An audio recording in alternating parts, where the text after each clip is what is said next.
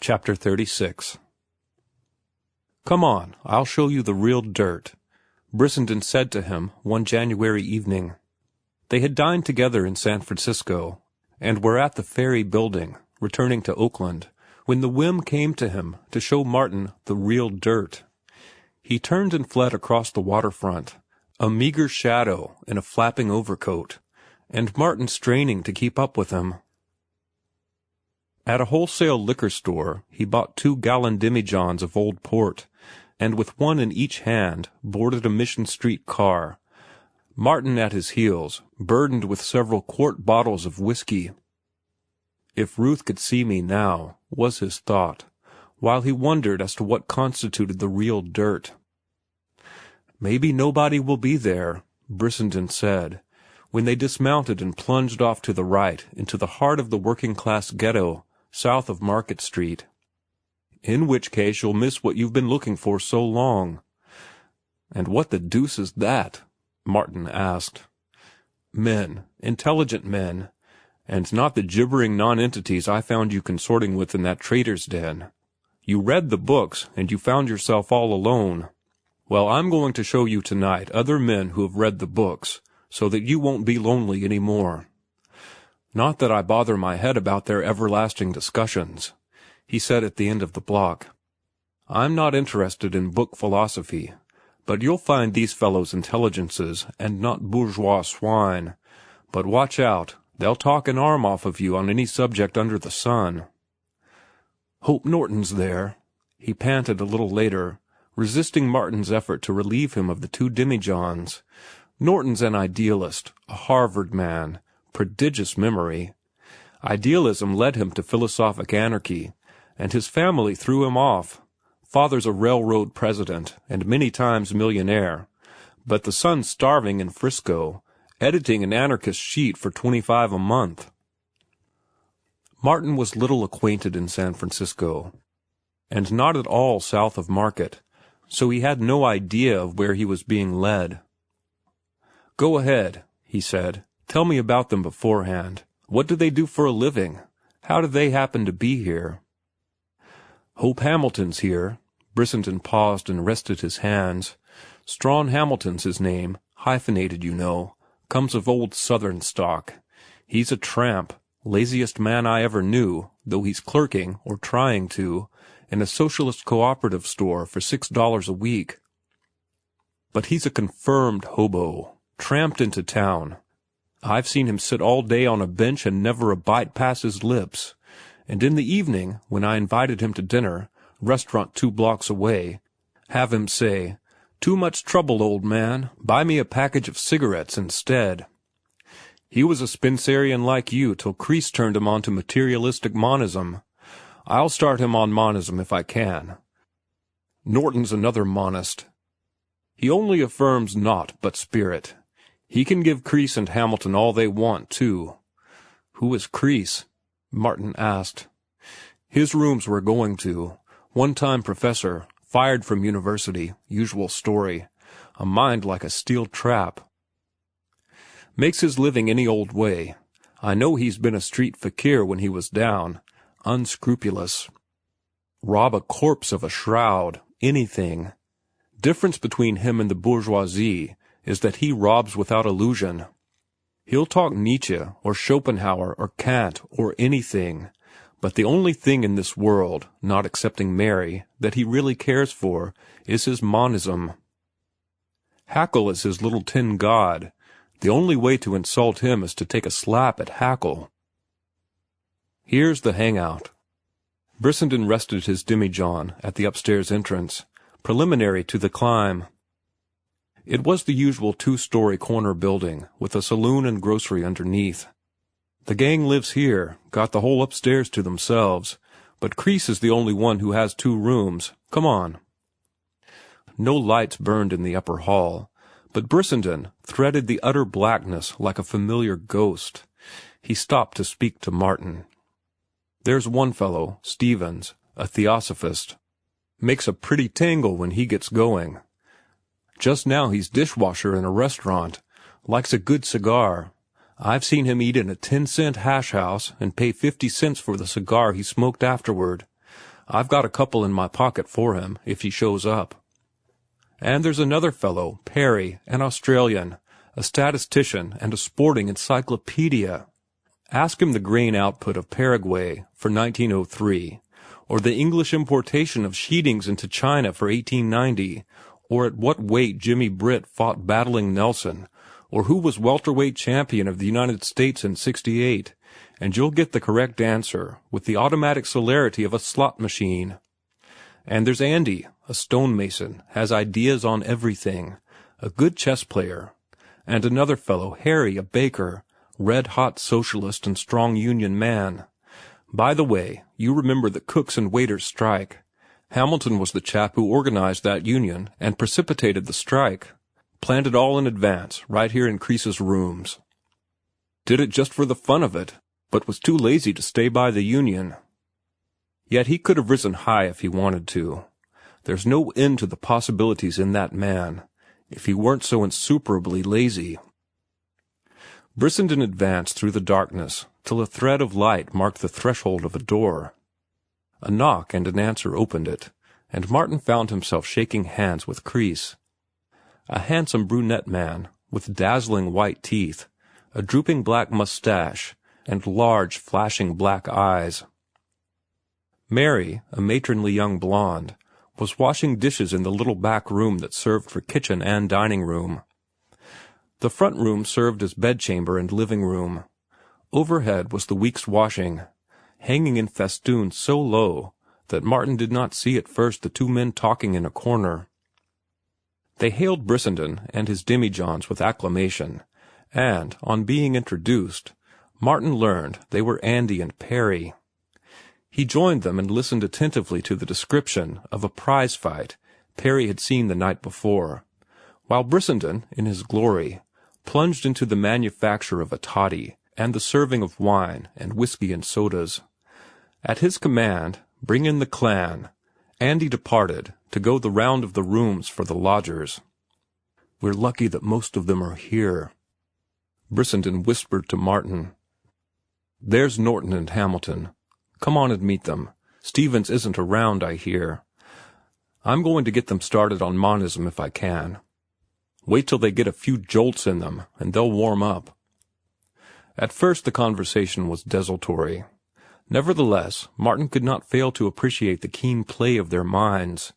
They were men with opinions, though the opinions often clashed, and, though they were witty and clever, they were not superficial. He swiftly saw, no matter upon what they talked, that each man applied the correlation of knowledge and had also a deep-seated and unified conception of society and the cosmos. Nobody manufactured their opinions for them. They were all rebels of one variety or another, and their lips were strangers to platitudes.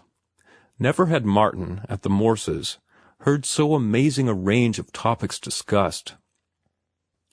There seemed no limit, save time, to the things they were alive to.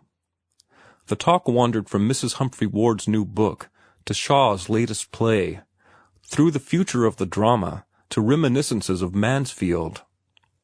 They appreciated or sneered at the morning editorials, jumped from labor conditions in New Zealand to Henry James and Brander Matthews, passed on to the German designs in the Far East and the economic aspect of the Yellow Peril, wrangled over the German elections and Babel's last speech, and settled down to local politics, the latest plans and scandals in the Union Labor Party administration, and the wires that were pulled to bring about the Coast Seaman strike. Martin was struck by the inside knowledge they possessed. They knew what was never printed in the newspapers, the wires and strings and the hidden hands that made the puppets dance. To Martin's surprise, the girl, Mary, joined in the conversation, displaying an intelligence he had never encountered in the few women he had met.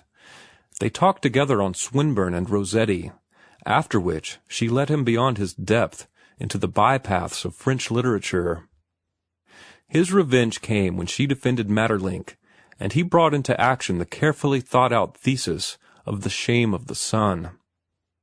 Several other men had dropped in, and the air was thick with tobacco smoke, when Brissenden waved the red flag. "Here's fresh meat for your axe, Crease," he said.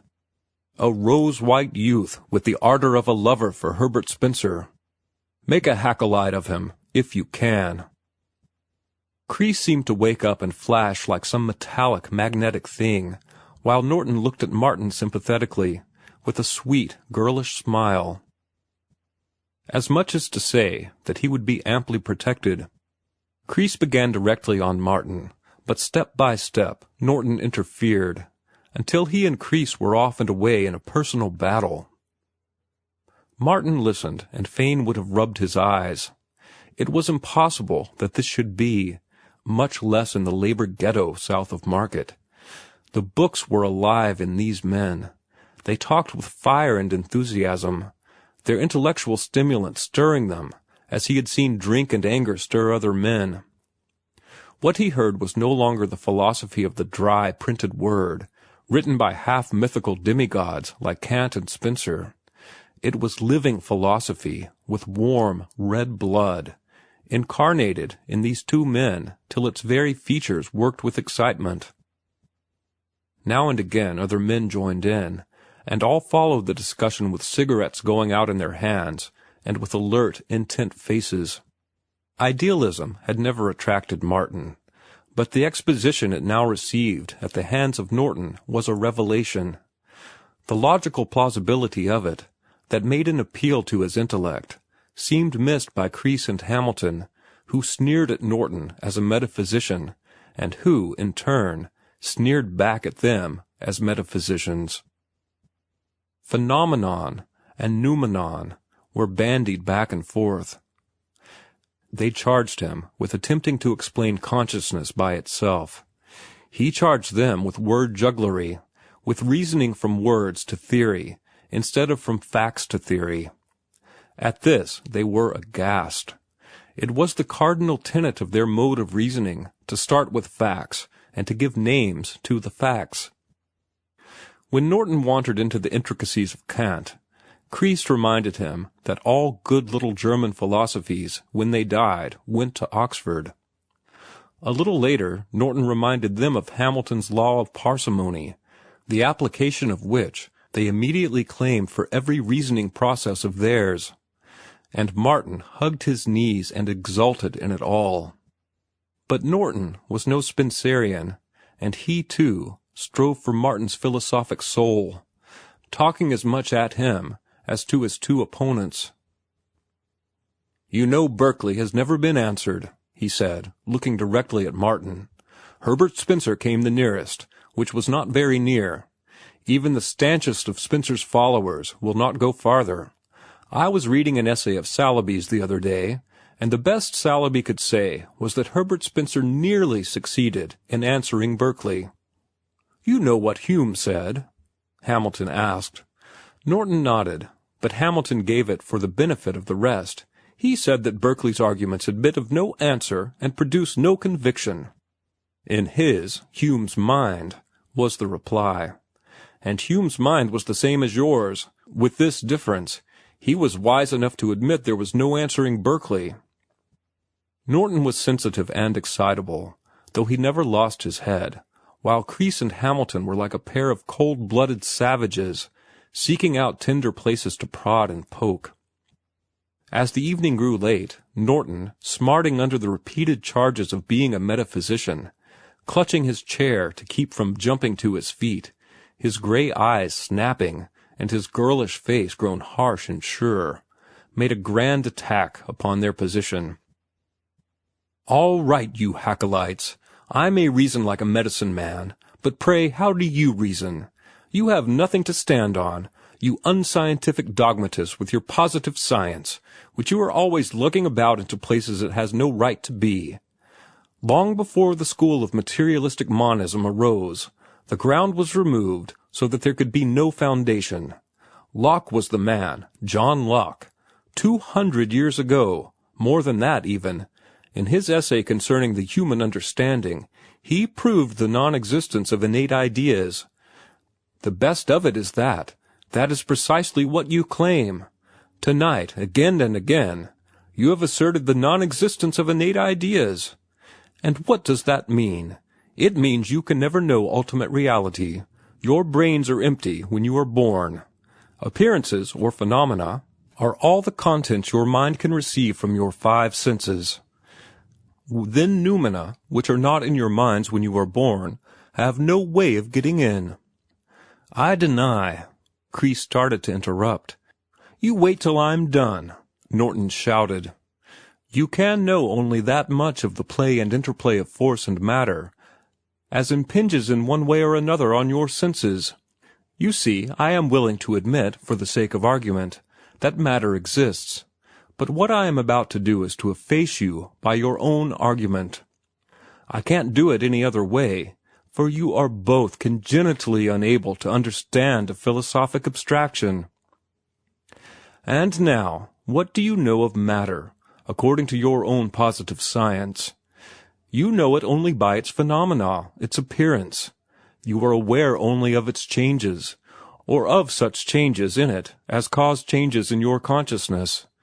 Positive science deals only with phenomena, yet you are foolish enough to strive to be ontologists and to deal with noumena. Yet, by the very definition of positive science, science is concerned only with appearances. As somebody has said, phenomenal knowledge cannot transcend phenomena. You cannot answer Berkeley, even if you have annihilated Kant, and yet perforce. You assume that Berkeley is wrong when you affirm that science proves the non-existence of God, or, as much to the point, the existence of matter. You know I grant the reality of matter only in order to make myself intelligible to your understanding. Be positive scientists, if you please, but ontology has no place in positive science, so leave it alone. Spencer is right in his agnosticism, but if Spencer— But it was time to catch the last ferry boat for Oakland, and Brissenden and Martin slipped out, leaving Norton still talking and Kreese and Hamilton waiting to pounce on him like a pair of hounds as soon as he finished. You have given me a glimpse of fairyland, Martin said on the ferry boat. It makes life worth while to meet people like that. My mind is all worked up. I never appreciated idealism before, yet I can't accept it. I know that I shall always be a realist. I am so made, I guess. But I'd like to have made a reply to Kreese and Hamilton, and I think I'd have had a word or two for Norton. I didn't see that Spencer was damaged any. I'm as excited as a child on its first visit to the circus. I see I must read up some more. I'm going to get hold of Saleeby. I still think Spencer is unassailable, and next time I'm going to take a hand myself.